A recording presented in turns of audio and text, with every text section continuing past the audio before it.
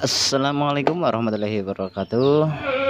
Terima kasih banyak sudah hadir kembali mengikuti channel saya, tentunya dengan sebuah tips menarik ataupun sebuah informasi yang cukup penting. Walaupun itu terlihat sederhana, namun itu buat Anda ya. Untuk kesempatan kali ini ya, di sini kita akan memberikan sedikit solusi atau tips bagi Anda yang ingin memperbaiki speaker aktif namun dengan kit yang sudah rusak parah. Contoh saja seperti ini, dia sudah rusak parah. Ketika kita mau benerin dan hasilnya memang sudah berantakan, dia juga masih menggunakan audio power IC TDA 2030 yang cukup rentan dengan bila terjadi beban lebih di bawah 2 ohm atau di bawah 3 ohm, dia akan lebih cepat rusak. Jadi untuk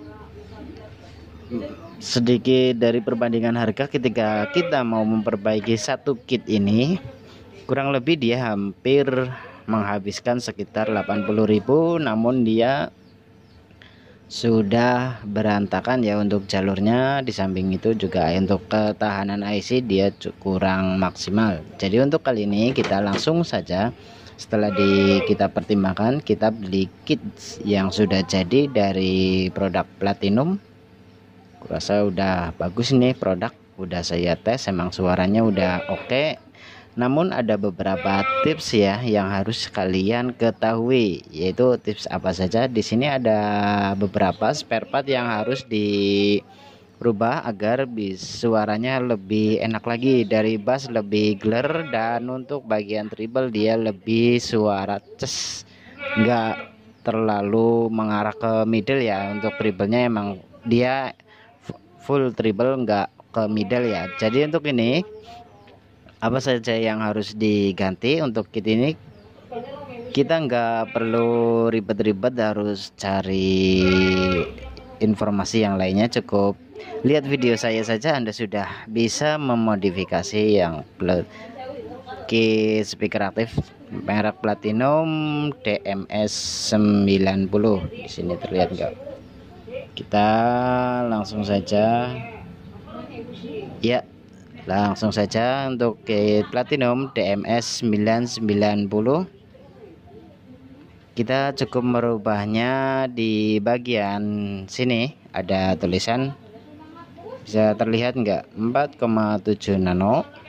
Kita rubah dengan nilai 1 nano atau 560 nano 560 piko bisa.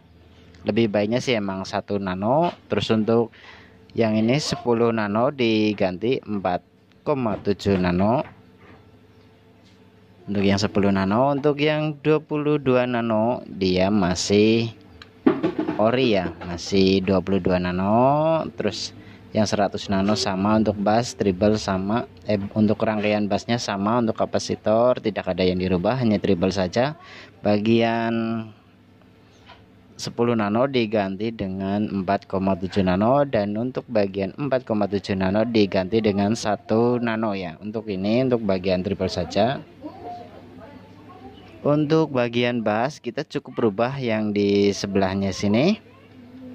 Dia yang ori hanya menggunakan 10 kilo ohm, dan kita cukup merubah atau menggantinya dengan 4,7 ohm. Itu sudah membuat bassnya lebih gler dan treble sudah ces ya, nggak mengarah ke middle. Namanya juga treble ya, harus treble, nggak mengarah ke middle atau ke vokal. Jadi untuk video ini kurasa sangat bermanfaat untuk Anda. Dan ada beberapa tips lagi, yaitu pada penyambungan ground ke body potensio itu diwajibkan ya, agar tidak terjadi tidak terjadi suara denguran ketika kita memegang potensionya. Kita langsungin saja ke ground sini. Untuk kit DMS 990 ya, mungkin untuk kit yang lain mungkin berbeda cara lagi. Dan untuk ada satu hal yang menarik lagi, ketika Anda sering mengalami masalah pada perakitan power ampli OCL pada speaker aktif, dia cenderung mengarah ke suara denguran ketika volume 0. Kita cukup mudah berikan tips, trik, dan sangat sederhana ya. Cukup dengan ketika kita menggunakan trafo CT, ketika Anda teliti dan mengamati tegangan output dari CT trafo ini, dia cenderung nggak sama persis ya, alias berbeda, selisih sekitar 0, sampai 1 volt ya. Dan untuk ini cara mengatasinya cukup mudah. Kita cukup hubungkan dua saja, yang CT dengan yang ujung +1 ya. Yang +1 dibiarkan saja. Yang ini CT-nya di sini, bukan di tengah. Agak sedikit berbeda, setnya di sini dan plusnya 2 di samping ya. Jadi kita cukup ambil saja yang CT 1 dan out 1 saja, jangan duanya. Bila kita gunakan duanya, otomatis pada rangkaian dia akan berdengung. Dan untuk yang menuju ke kit OCL nya gimana, kita nggak perlu ribet lagi. Ini di sini kan ada keterangan di bawah. Ada keterangan CT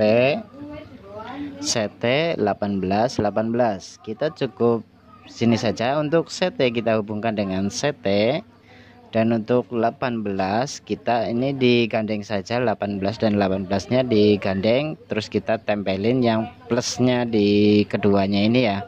Jadi secara logika dia hanya setengah gelombang, namun setengah gelombang karena dia sistemnya bridge atau simetris ya, dari ada positif ada negatif, jadi masuknya ke dalam satu gelombang penuh.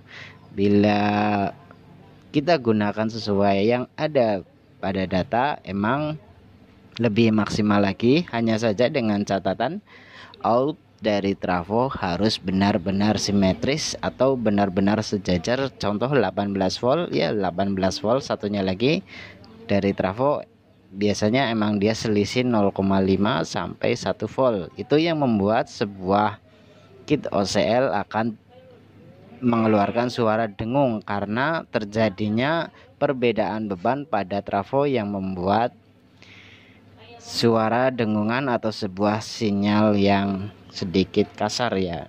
Dan untuk hasilnya emang lebih bagus bila dia memang benar-benar presisi tegangan out dari trafo sama persis ya. Untuk ini kita nggak mungkin dari yang model seperti ini, contoh ini disambungin saja di satu. Dia emang kalau untuk volume besar atau bass besar dia ampere terbatas, dan untuk hasil suara emang sedikit berbeda. Namun ketika kita gunakan untuk keseharian ataupun sebuah untuk rumahan ataupun untuk kamaran, dia akan suaranya lebih halus, tidak berdengung ketika volume sedang. Untuk volume tinggi emang agak sedikit berkurang, namun untuk hobi yang untuk sebagai kamaran atau sebagai rumahan cukup pakai engkel saja. Ini pakai 2 kabel saja udah cukup. Ini yang tengah digandeng jadi satu ya. Ini karena saya hanya tes saja, tadi sempat tes sebelah sini hasilnya sama, dia suaranya halus, tidak berdengung, dan bassnya cukup clear, enak. Oke, kurasa sudah cukup, tidak ada yang lainnya. Untuk beban speaker kita untuk kit ini disarankan untuk satu buah speaker 8 ohm. Dari speaker wattnya terserah Anda, semakin besar watt speaker ya semakin 15 in atau 12 atau berapa in, mungkin ya emang terbatas pada titik-titik tertentu. Dan untuk speakernya Anda bisa gunakan speaker woofer, atau kalau speaker full range dia akan cenderung mengarah ke middle ya. Untuk lebih baiknya ya emang full range, agak sedikit middle-nya keluar. Bila menggunakan woofer dia emang bassnya cukup mantap, namun untuk vokalnya ntar dia tenggelam. Untuk speaker woofer kurasa untuk kamaran. Untuk speaker full range dia digunakan di ruang tamu juga oke.